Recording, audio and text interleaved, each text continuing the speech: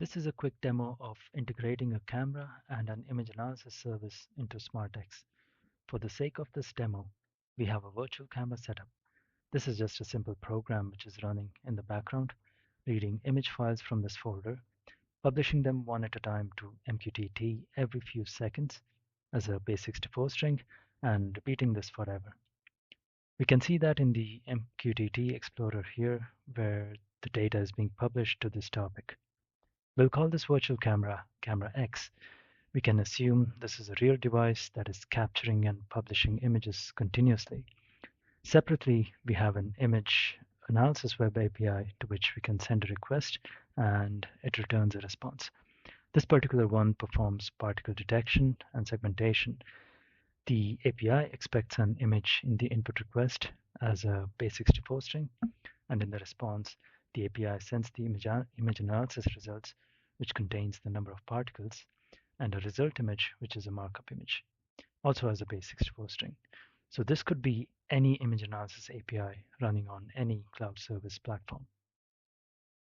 Now, if we come to SmartX Cloud, we have a device set up for camera X with some data variables. The only data the camera generates is an image which is defined as a measured variable here. But let's say we want to make this camera smarter by using the image analysis web API. In this demo, we will make the camera object aware so that any process that uses camera X will not only receive the image data, but will also receive the number of objects detected in that image. So with this device defined, we also have a device script created for it. This script takes in the image generated by the camera, calls the image analysis API with the image as input, and saves the result of that call, that is the particle count and the result image, into the corresponding device variables. And just to have an additional output metric for demo purposes, this device script also computes average intensity for the image and saves it into a separate device variable. Then there is a device controller defined for camera X, which simply assigns the device script to the running lifecycle. This means that any time camera X is used by a process and is in the running state, the process will receive the updates generated by the device script. For this demo, there is a simple process config setup, and all it does is run a script that consumes camera X's outputs. And it does this for 10 minutes as dictated by this timeout end case. So the process config here isn't really set up to do anything apart from read off the camera X device. Now, if we open the HMI, select the process config and start a process session, once we authorize it and the process starts running, the device controller for camera X starts executing the device script and the dashboard should start displaying some results.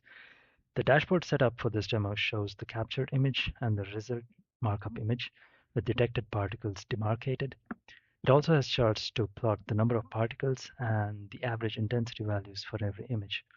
The result images and the particle count values are the ones returned by the external image analysis API, and the device controller simply passes them on to the process controller. And this is key.